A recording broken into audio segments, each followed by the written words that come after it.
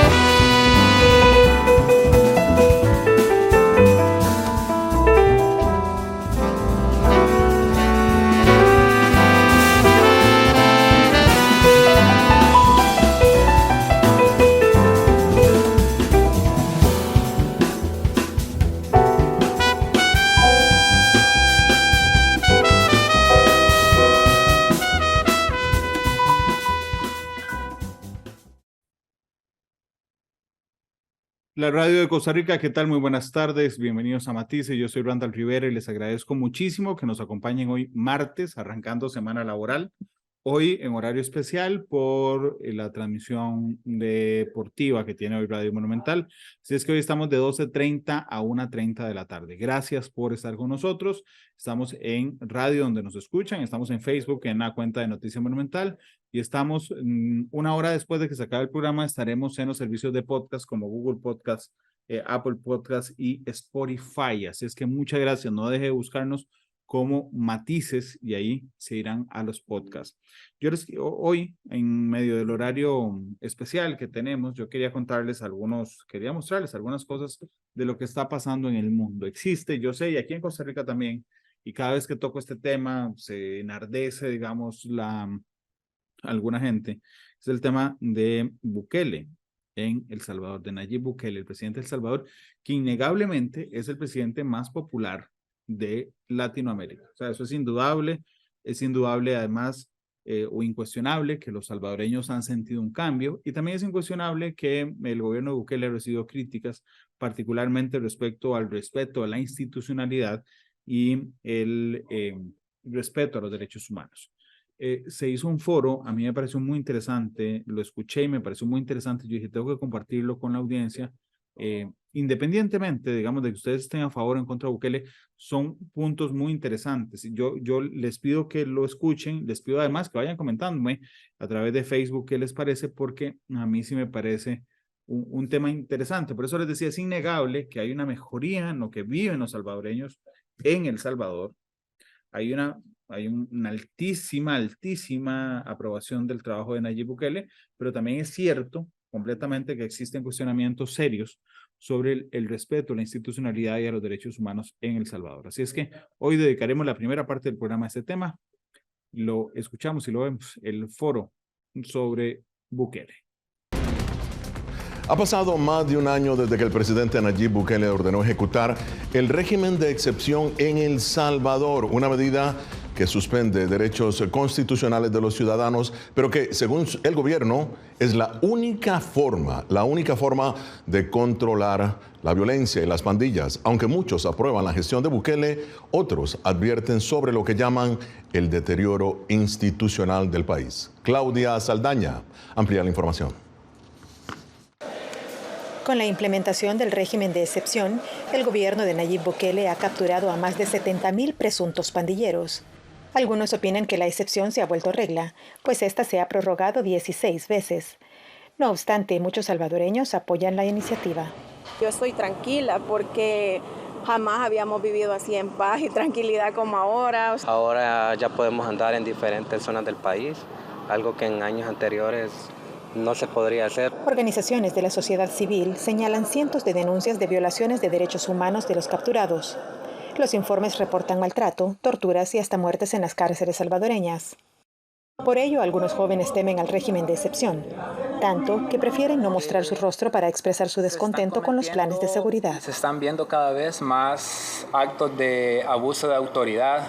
Sí siento yo de que se está llegando a un momento en el que por una cosa muy mínima, por estar literalmente en el lugar no indicado, uno puede ser llevado o puede ser enjuiciado. En la práctica, lo que hemos visto de más de un año de esta aplicación del régimen es que las fuerzas militares y policiales no andan deteniendo a saber cuáles derechos están vigentes y cuáles no, y van con todo. Y eso genera obviamente en la población temor. El régimen de excepción permite también que los capturados permanezcan recluidos hasta 24 meses antes de que la Fiscalía establezca su juicio o los deje en libertad. Claudia Saldaña, Voz de América, El Salvador.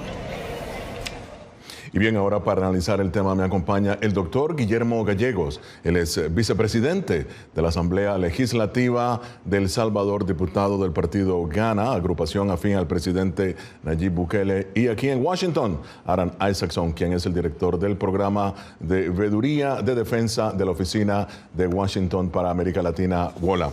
Bienvenidos. Adam, empiezo contigo. La autodenominada política de mano dura de Bukele ha bajado prácticamente a niveles históricos la violencia en El Salvador y es respaldada, según cifras del gobierno de Bukele, por la mayoría de los salvadoreños. WOLA, tu organización, le ha criticado fuertemente. ¿Qué objetan y destacan de su gobierno, Adam? Pues hay que iniciar reconociendo que, bueno, El Salvador ahora tiene una tasa de homicidios parecida a la de Dinamarca. Ha bajado bastante. Se escuchan muchas voces de personas diciendo ya no tengo tanto temor, ya no tengo que pagar extorsiones. Y eso sí es una maravilla. La pregunta es, ¿y qué pasa entonces? El Salvador, aún con tasas de violencia tan bajas, va a seguir bajo un estado de emergencia. ¿Por qué? ¿Cuándo se levanta ese estado de emergencia? ¿Cuándo se restauran los derechos constitucionales? Y una de las preocupaciones que tenemos en WOLA y en otros grupos de derechos humanos es que sí, uno puede sentirse más seguro, pero también ve, tal vez su vecina ha perdido su hijo que estaba en el lugar equivocado y ya está en la cárcel como 2% de la población de El Salvador sin haber ido a juicio y sin haber cometido ningún delito. Hay excesos que se van a seguir cometiendo más y más en la medida en que estas medidas cortoplacistas andan a largo plazo y puede dañar la institucionalidad democrática del país. Diputado Gallego, su reacción a o comentarios del doctor Isaacson. ¿Se deteriora la institucionalidad en El Salvador? Bienvenido. Hoy tenemos índices de mortalidad o de asesinato casi iguales a los de Dinamarca, y principalmente el apoyo y el respaldo que estas medidas tienen de la población a nivel nacional e internacional, de donde viven muchos salvadoreños. Nosotros creemos que esta ha sido la única manera de acabar con el principal problema que por décadas ha tenido nuestro país, que era el accionar de las pandillas. Hasta el día de hoy tenemos más de 62,000 pandilleros capturados. Sí reconocemos y tengo que decir que ha habido personas que no tenían ningún enfrentamiento con las pandillas. Se han liberado más de 6,000, 7,000 personas ya, pero se ha sido muy exhaustivo en revisar cada uno de los procesos y al final el que queda detenido es porque ha tenido un vínculo con las pandillas. Bueno, continuamos en Foro de la Voz de América. Los niveles de seguridad en El Salvador se han elevado a cifras históricas y esta estrategia de seguridad le permite al presidente Nayib Bukele gozar de un amplio apoyo ciudadano. Sin embargo, su agenda es criticada por organizaciones de derechos humanos y por la misma Iglesia Católica. Pero también el tema de la libertad de prensa se ha sumado a la gran polémica sobre la institucionalidad del país. Continúa con nosotros el doctor Guillermo Gallegos. Él es vicepresidente de la Asamblea Legislativa, diputado del partido GANA, agrupación afín al presidente Bukele, y Adam Isaacson, director del programa de Veeduría de Defensa de la Oficina de Washington para América Latina, WOLA. Adam, bajo el estado de excepción, el gobierno del presidente Bukele, fíjate, ha detenido, y aquí lo ha dicho el doctor Gallegos, a aproximadamente 72,000 ciudadanos. Esto según cifras oficiales también, ¿eh? Eso, como lo dije, representa el 1,1% de la población de El Salvador. Las organizaciones de derechos humanos como la tuya o que velan por derechos humanos califican esas detenciones como arbitrarias, pues no se pueden impugnar. La pregunta es, en tu opinión, ¿se violan los derechos ciudadanos en El Salvador o está el gobierno de Bukele apegado a la Constitución bajo el régimen de excepción? Pues ha suspendido los derechos constitucionales y lo que vemos es que los policías y los militares han sido empoderados para barrer a las ciudades y agarrar a quien les parece sospechoso. Y bueno, en muchos casos sí, se han capturado y han aislado de la sociedad a muchos de los líderes más importantes de las pandillas, pero también han capturado a mucha gente que no tenía nada que ver. Y algunos de los que sí han salido de los cárceles han salido, y hablo a veces de personas jóvenes, pero profesionales, jóvenes quienes estaban en la escuela, en el colegio, haciéndolo bien, hablando de haber presenciado torturas, hablando de haber presenciado golpes constantes, comida insuficiente, hacinamiento, tratos crueles diarios y alrededor de, por lo menos, aunque no sabemos cuántos realmente, más que alrededor de 100 muertos desde que inició este estado de emergencia dentro de las cárceles. Ya. Ahora, Adam, en tu opinión, y muy rápidamente, el tema de la libertad de prensa, que también atañe y preocupa. ¿Qué ha dicho Wola sobre la libertad de expresión en El Salvador? Bueno, hemos expresado mucha preocupación porque, bueno, no se están todavía encarcelando a jefes de los medios independientes, pero El Faro, por ejemplo, un medio independiente muy respetado, tenía que trasladarse y ya está despachado de Costa Rica por las agresiones constantes del gobierno que estaba sufriendo. Y bueno, eso es algo que hemos visto en Venezuela, en Hungría y en tantos países donde no se cierran los medios de una vez, pero gradualmente siguen las presiones. Claro, doctor Gallegos, usted como abogado, doctor en Derecho, el presidente Bukele asegura que su gobierno es respetuoso de la Constitución y las leyes las emite el Congreso, no el Ejecutivo. Eso es lo que argumenta. Su opinión y su comentario sobre lo que ha dicho el doctor Isaacson.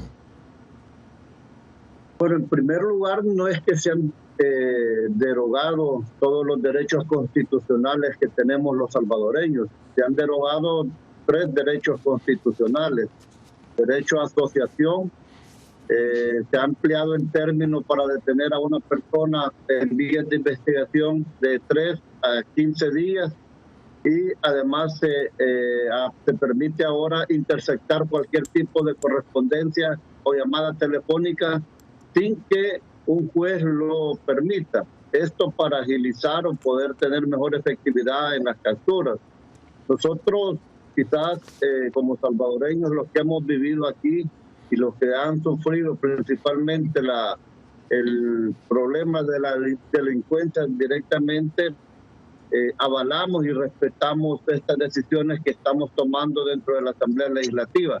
Esto no es algo que nosotros nos inventamos como Asamblea Legislativa. El régimen de excepción se establece desde 1983 como una medida excepcional cuando hay graves perturbaciones en la población salvadoreña. Hace unos días, por ejemplo, una maestra de escuela fue asesinada, aún todavía con el régimen de excepción, por un pandillero en el oriente del país. Y me parece también que el decir que se está atentando contra el periodismo tampoco es cierto. Aquí puede venir cualquier gente o cualquier cadena internacional, cualquier medio. El problema del Faro, mi estimado, es que tenía vínculos directos con las pandillas. Ellos eran los encargados de dar a conocer lo que los pandilleros querían que la población conociera a través de sus páginas. Por eso han huido, porque han tenido vínculos directos con las pandillas. Y esa es una realidad, ellos mismos lo saben. Pero eso, Aram, tu opinión, por favor. Es decir, no debo dejar esto en el aire. El Faro, de hecho, lo que hizo el Faro fue descubrir y denunciar el hecho de que al inicio de su gobierno, Nayib Bukele había hecho un trato, un acuerdo con las pandillas, que seguro su partido niega, pero ellos informaron sobre eso con muchas pruebas. No están del lado de las pandillas y nunca he visto ninguna prueba sobre eso. Es así, doctor Gallegos. El Faro informó sobre la supuesta... Bueno, sí, adelante. Bueno, sí, pero sí es una realidad. El vínculo del Faro con las pandillas ha sido conocido y evidenciado en muchas cosas en nuestro país. ¿Cómo es que ellos descubren aparentemente que se puede haber tenido un vínculo con las pandillas? Ellos tenían fuentes, ellos se comunicaban, convivían. Es más, un periodista del Faro se atrevió a decir que las pandillas eran un mal necesario para nuestra sociedad. Y entonces esas cosas no. Además, quiero decirle una cosa, nadie ha decretado detención ni se les ha perseguido. Ellos han salido del país voluntariamente, ateniéndose, sabiendo pues por lo que han hecho en el pasado con la relación que han tenido con las pandillas. Sí. Que de prestigioso tenga para alguien el Faro, pero lamento decirle que en El Salvador no tienen nada de prestigioso.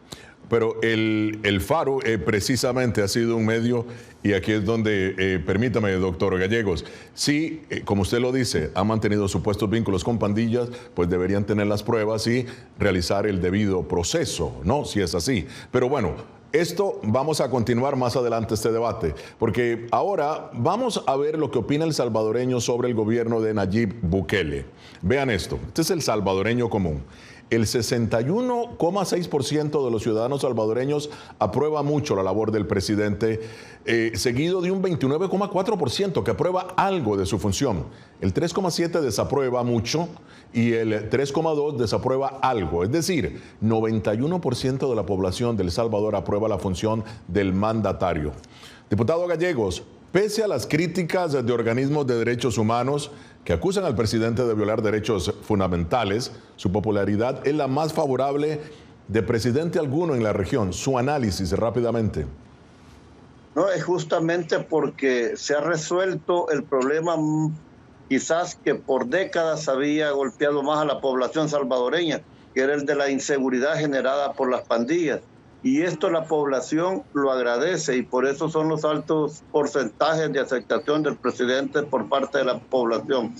Esos números que usted los ha dado a conocer es la realidad de nuestro país. Nosotros de verdad que nos sentimos muy liberados de este accionar de las pandillas y ahí están las pruebas, la aceptación que el presidente tiene de la población. Ya, Aram, tu opinión. Es cierto, Nayib Bukele es uno de los líderes más populares en la historia de América Latina. Y si uno vive en El Salvador, donde las tasas de homicidio superaron a 100 por cada 100,000 personas en el año 2015, ahora están como en 4 o 5, menos que Estados Unidos, según las cifras oficiales, por lo menos.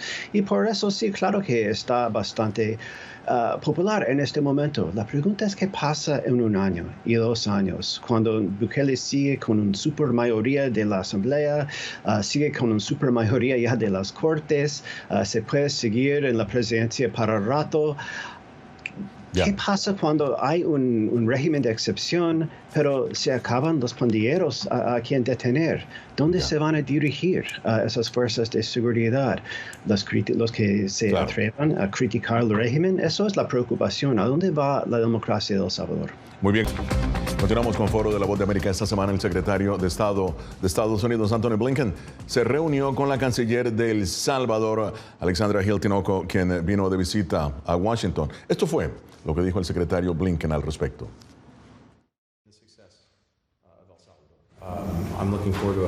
Espero tener una conversación sobre las vías que puedan profundizar nuestra cooperación en muchos campos que nos unen, incluyendo el manejo de la migración, el de los contranarcóticos, el fomento del crecimiento inclusivo, la buena gobernabilidad. Nos estimula, creo, los valores que nos unen. los valores que nos unen. Aram, fíjate qué interesante, el secretario Blinken no mencionó esta vez el tema de los derechos humanos, que sí ha mencionado anteriormente, ni tampoco mencionó el de las libertades en El Salvador. ¿Por qué? ¿Cómo ves la política de Estados Unidos hacia El Salvador en este momento? Pues yo creo que el secretario Blinken, perdóname, cometió un error, ni siquiera mencionar las palabras derechos humanos, libertad de la prensa o democracia en esa conversación. Y refleja algunas realidades. Creo que dentro del gobierno de Biden, dentro de la Casa Blanca por lo menos, han decidido no ser tan confrontativo con el gobierno de Bukele, viendo que Bukele es tan popular y viendo también que a cambio de, por ejemplo, Daniel Ortega no tiene nada que ver con Estados Unidos, apoya a Rusia, a China, etc. Bukele todavía cultiva relaciones con Estados Unidos, coopera en la migración, cultiva relaciones muy fuertes con el Partido Republicano especialmente, no es la misma cosa. Entonces, lo que en vez de criticar, creo que están buscando más y más hacer como relacionamiento constructiva, pero nada más eso. Y creo que no mencionar derechos humanos fue un error. Bueno, ahora, diputado Gallegos, hace unas semanas el Congreso, del que usted es miembro, dispuso que presuntos pandilleros detenidos sean procesados colectivamente, ¿no? Ahora, ¿cómo justificar que hasta 900 reos enfrenten un mismo juicio? Adelante. Bueno, hicimos una reforma para que las estructuras de pandillas a las cuales están asociados una cierta cantidad de pandilleros, como tú bien lo dices, sean procesados en un solo procedimiento penal. ¿Por qué? Porque consideramos que el nivel de participación tiene el mismo que ordena un asesinato al que lo comete, el que vigila para que no los sean sorprendidos. Entonces, estamos viendo a la organización como un solo cuerpo, por decirlo de esta manera, y por lo tanto esto nos permitirá poder agilizar los procesos para poder buscar una condena más rápida y efectiva contra todos los que están relacionados a un grupo de pandillas. Pero ¿cómo pueden juzgar a hasta 900 personas cuando pueden tener delitos diferentes, supuestos delitos diferentes, si es que los cometieron? Bueno, partimos del hecho que la pandilla no funciona por sí sola, la pandilla funciona articuladamente. Una orden que bajaba del líder o el cabecilla de las pandillas era ejecutada por varios o muchos de ellos, entre ellos se cuidaban. Entonces nosotros para poder asegurarnos de que esta gente van a tener que pagar con cárcel todo lo que han cometido, pues hemos decidido hacer este tipo de mecanismos que nos está dando, que nos esperamos que nos dé resultados. Ya. Hemos ampliado hasta 24 meses más el proceso para que la Fiscalía pueda investigar, para poder depurar cuál es el nivel de participación que cada uno de estos pueda tener. Ahora, muy bien, Aram, rápidamente, tu opinión sobre estos procesos legales colectivos, estos juicios colectivos de hasta 900 personas. Yo nada más pienso en algunas de las muchas madres en El Salvador quienes tienen hijos que no tienen nada que ver con el pandillerismo, que resultaron capturados, encarcelados, esperando su juicio, llorando, esperando, y por fin llega el momento en que su hijo puede defenderse ante un juez, pero ya tiene que hacerlo con 899 otras personas, no va a tener esa oportunidad. Y ese hijo probablemente va a quedar encarcelado sin debido proceso, sin cualquier característica básica de un sistema de justicia, sin haber cometido delito. No pasa en todos los casos, pero en demasiados casos eso sí va a pasar. Hacemos ya la parte final de Foro de la Voz de América. Diputado Gallegos, sus conclusiones sobre las nuevas leyes en El Salvador, la popularidad del presidente y la institucionalidad de la nación. Bueno, nosotros estamos muy satisfechos porque nuestro país ha recuperado la seguridad que no conocíamos desde hace 40, 50 años. Lastimosamente, hay países que en este momento están sufriendo graves consecuencias por no tener medidas como las nuestras. Lo importante es que hemos salvado miles de vidas con estas medidas. y pues creo que es lo único que nos podía funcionar después de tanto sufrir. La realidad es que El Salvador es diferente y es un país que tiene seguridad, que es lo que la gente más quería en este país. Muy bien. Adam, tus conclusiones, tu análisis. Pues todos sabemos lo que necesita para proteger a una población en el largo plazo. La institucionalidad democrática, sistema de justicia, policía, sin corrupción, sin abuso de derechos humanos. En el corto plazo, reconozco que mi comunidad no siempre tiene buenas respuestas para qué hacer ahora mismo para hacer sentir más segura a la gente. Pero no es hacer tratos con los pandilleros y no es encarcelar al 2% de la población, porque así uno se despierta algún día en una dictadura. Gracias por acompañarnos hoy en este programa especial. Vamos a la pausa comercial, la única que haremos hoy en Matices. Regresamos con más.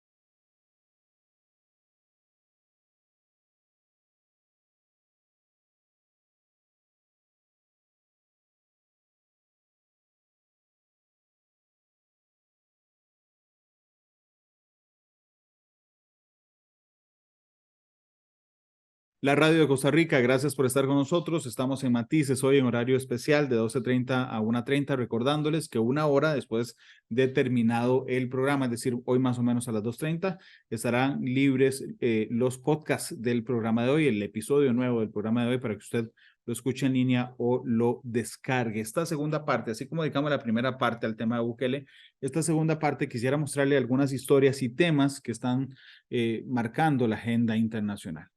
Uno de ellos, yo quiero recordar que Costa Rica está en la trayectoria, digamos, de los huracanes del Caribe o del Atlántico. Y la temporada de huracanes arranca el 1 de junio, perdón, y termina el 30 de noviembre. Y entonces este año que está tan loco, está muy loco, un montón de cosas, resulta que las aguas del Atlántico se están calentando y eso incrementa la fuerza de tempestades en esta temporada de huracanes.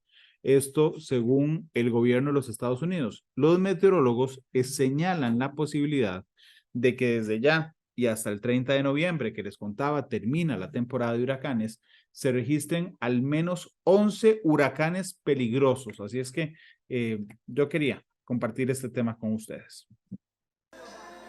Avanza la investigación federal contra Donald Trump. Ahora el expresidente y Walter Nauta, uno de los coacusados por la Fiscalía por el manejo indebido de documentos confidenciales relativos a la seguridad nacional, se declararon no culpables a los cargos adicionales de supuestamente intentar borrar las grabaciones de vigilancia de Mar-a-Lago, la residencia del exmandatario en Florida. Sin embargo, el tercer involucrado, según el Departamento de Justicia, Carlos de Oliveira, el gerente del resort de Trump, nuevamente manifestó no contar con defensa facultada en el estado para representarlo, por lo que no le fueron leídos sus cargos.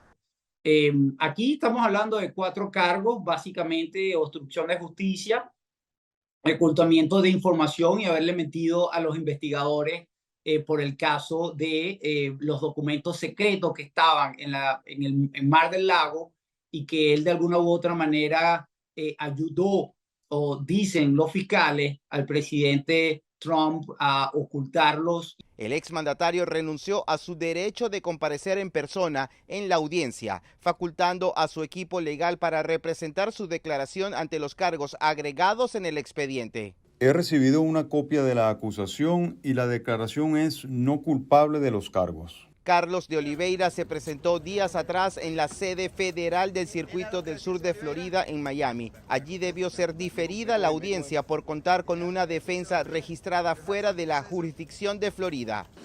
Desafortunadamente, el Departamento de Justicia ha decidido presentar estos cargos contra el señor de Oliveira, así que estoy ansioso por ver qué hay en la exhibición de documentos. El expresidente Trump es acusado por 40 cargos relacionados con los documentos localizados por agentes del FBI tras una redada en sus instalaciones de Mar-a-Lago en Palm Beach. José Pernalete, Voz de América, Miami.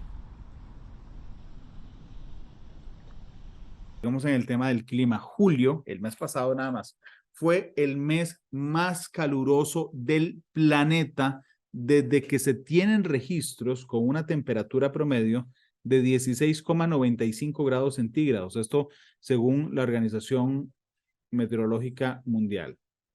¿Cómo hemos llegado hasta aquí? ¿Qué implicaciones tiene? Es que cuando estábamos en la escuela nos decían, es que el calentamiento global y el cambio climático, bueno, ya está aquí, ya tenemos el julio más caliente. No sé cuántas veces hemos dicho este año, hoy es el día más caliente de la historia, o este es el mes más caliente. Bueno, y lo estamos sufriendo además en carne propia. Veamos y escuchemos esto tan interesante. Este julio fue el mes más caluroso a nivel global desde que se tienen registros con una temperatura promedio de 16,95 grados centígrados según la Organización Meteorológica Mundial. Pero, ¿cómo hemos llegado hasta aquí? ¿Qué implicaciones tiene para nuestro futuro? Lo vemos juntos en Panorama.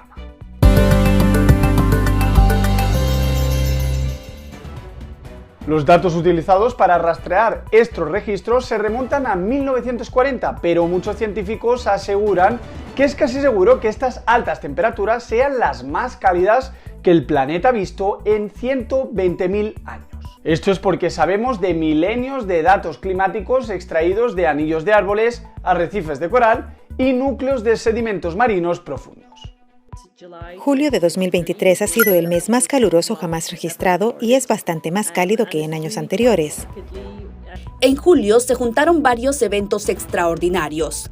Primero, el fenómeno de El Niño por el calentamiento del Pacífico tropical que hace que suba la temperatura global, la pérdida masiva de hielo en la Antártida y, por último, el estado de la crisis climática.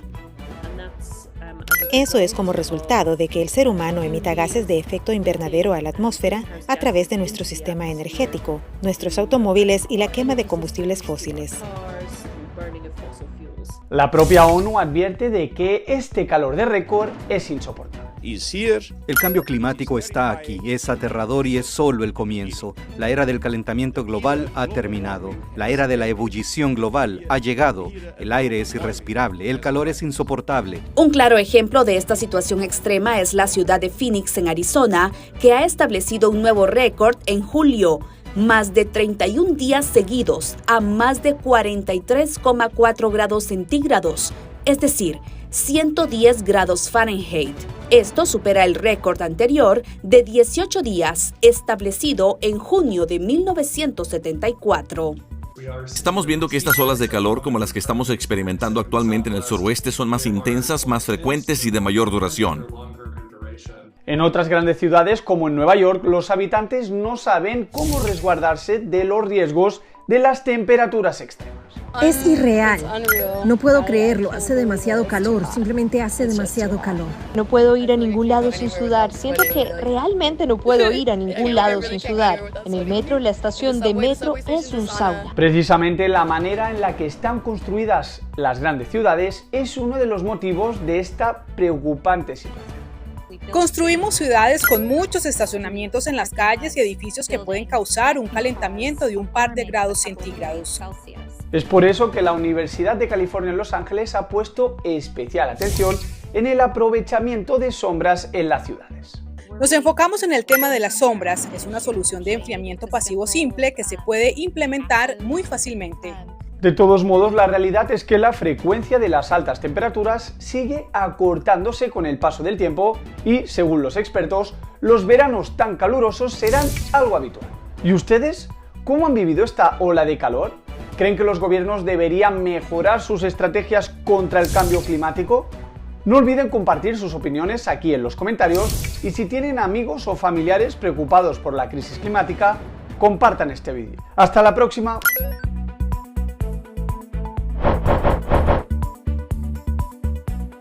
Otro tema del que quería hablarles es si viajar en avión se ha vuelto un lujo. Está carísimo todo. De hecho, usted se endeuda, y yo les pido que me contesten si pueden, ¿se endeudarían ustedes para irse de viaje, para viajar? Bueno, resulta que hay expertos en el sector turismo que aseguran que cada vez más familias van a sacar prestado o acceder a créditos para poder gozar de vacaciones ante lo que han aumentado los tiquetes de avión. Más o menos un 30% han subido desde el inicio de la pandemia. O sea, es decir, antes de 2020 era más barato viajar en avión. Aún así, hay quienes aseguran que hay trucos para lograr boletos más baratos. El año pasado pagamos más o menos por persona como 700 y ahora está casi el doble. Siento que los boletos están más caros en comparación con hace 3 años y el servicio por parte de las aerolíneas es el mismo. Pero los vuelos van más llenos, más personas viajando. Y no tiene mucho sentido bajar los precios cuando tienes superávit de demanda. Esta es la situación en un aeropuerto de Estados Unidos en un día cualquiera de verano. Miles de turistas pasan por aquí todos los días rumbo a destinos nacionales e internacionales. Este además ha sido un verano con mayor número de demanda desde la pandemia y uno pensaría a mayor demanda precios más económicos, pero no, nada más lejos de la realidad. Está pagando para poder viajar y ahí hay una competencia a ver quién consigue el asiento. La lucha por conseguir un asiento es tal que subirse a un avión para volar a París, Buenos Aires o Bogotá cuesta en promedio un 30% más que antes de la pandemia, lo que para algunas familias supone un esfuerzo monumental. Está repuntando la operativa de pedir préstamos y endeudarse para salir de vacaciones. Y para otros se trata de un sueño inalcanzable. ¿Será que volar se ha convertido en un lujo? El largo alcance, ese tipo de viajes que eran mucho más comunes en los últimos años, cruzar el Atlántico, cruzar grandes distancias para hacer viajes de una semana, de 10 días, eso posiblemente vaya a ir cambiando porque va a empezar a ser prohibitivo. Y la pregunta que muchos harán es, ¿hay alguna regulación que detenga la subida sin control del precio de los billetes? Malas noticias. Temas comerciales IATA no se mete, cada línea aérea decide basado en la competencia y realmente es una industria donde la competencia es muy fuerte. ¿Qué hacemos entonces? ¿Cómo hacerse con ese boleto soñado a precio de ganga? ¿Sabía que navegar la web en modo oculto también puede reducir el costo de su viaje? Hay un efecto evidente de marketing y de operativa de marketing online en el cual se puede jugar con pricing dinámico basándose en cookies. Las aerolíneas son las más expertas en el uso de datos para amoldar su oferta y su precio a la demanda. Y no son solo las famosas cookies porque, atención a esto, si usted y yo realizamos la misma búsqueda, usted desde su país y yo desde aquí, los Estados Unidos, uno de los dos podría obtener el boleto a menor precio. Básicamente lo que hacen es adaptar el precio que ofrecen de una manera prácticamente en tiempo real a la posición del demandante. Pero si de verdad quiere ahorrar, lo suyo son las tarifas básicas. Eso sí, deberá renunciar al buffet a bordo, a veces al asiento con ventana. No podrá extender las piernas a su gusto. Tendrá que facturar la maleta, incluso la de mano. Y si usted es de los fanáticos de viajar con lo básico, hay buenas noticias. Japan Airlines tiene una nueva oferta: alquilar ropa en la ciudad de destino. Carolina Valladares, Voz de América, Washington. Volvemos con lo triste que pasa en algunos países de América Latina. Vamos a hablar de Cuba o de los cubanos. Para muchos cubanos, Europa se ha convertido, y es una cosa muy loca, en los últimos años en otra alternativa para escapar de la isla. Antes era Florida, y a 90 millas, después fue por Centroamérica, y muchos están huyendo por Europa. Y usted dirá, ¿cómo? Huir de Cuba por Europa. Es muy difícil, es muy riesgoso. Yo conocí el caso de 2 cubanos que tuvieron que caminar en medio de las fronteras europeas, de los Balcanes, complicadísimas, para huir de Cuba. Conozcamos esta historia. Los cubanos lo hemos visto siempre como un mal necesario a la hora de escapar de Cuba. El abogado cubano Fernando Almeida, director jurídico de la organización no gubernamental Prisoners Defenders en Belgrado, Serbia, sigue muy de cerca el trasiego de cubanos por la llamada Ruta de los Balcanes, en su mayoría ayudados por grupos de tráfico de personas. Las personas que participan de esto tienen que saber que se están arriesgando a penas que pueden ser altísimas, dado que el tráfico de personas muchas veces es el nido para desde lavado de activos hasta estafas, robos, secuestros, violaciones, esclavitud y otros horrores que no se pueden encontrar.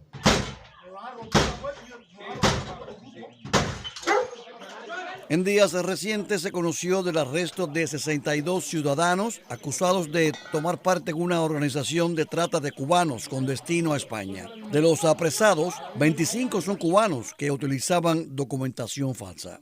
La pregunta es si las autoridades de la Unión Europea, dado que están frenando la vía de entrada irregular a Cuba, van a buscar una forma de efectivamente proteger el interés legítimo de las personas que son víctimas directamente del régimen cubano, o que no pueden sobrevivir dentro del régimen cubano por una cuestión humanitaria o de protección subsidiaria. Es un éxodo que no ve fin y que en este caso comienza en Serbia, pasa a Macedonia del Norte y Grecia hasta llegar a Italia y finalmente a España. No es una opción segura.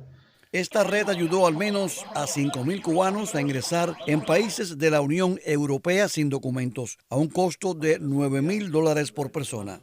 Habría que ver si el segundo paso de la Unión Europea se va a dar, que es dejar de bloquear las posibilidades de acceso de las víctimas, las múltiples víctimas que tenemos dentro del territorio nacional de Cuba. En la operación participaron agencias policiales de España, Alemania y Serbia, entre otros países de Europa, además de Europol e Interpol. El hecho de que hayan tomado medidas finalmente las autoridades internacionales, Interpol, Europol, respecto del tráfico de cubanos hacia la Unión Europea, habla de que el volumen del éxodo cubano ya se siente interregional.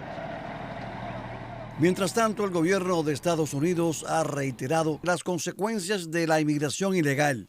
Cuidado, emprender el viaje por tierra atravesando Centroamérica con la esperanza de llegar a Estados Unidos es peligroso e inútil. La mayoría de las personas que llegan a la frontera sur de Estados Unidos no califican para el asilo político. Intentar entrar al país de forma irregular tendrá como consecuencia la prohibición de ingresar a Estados Unidos por 5 años. No creas las mentiras de los traficantes de personas. Cuida tu vida y la de tu familia, indica la nota que divulgó la legación diplomática norteamericana en La Habana en las redes sociales.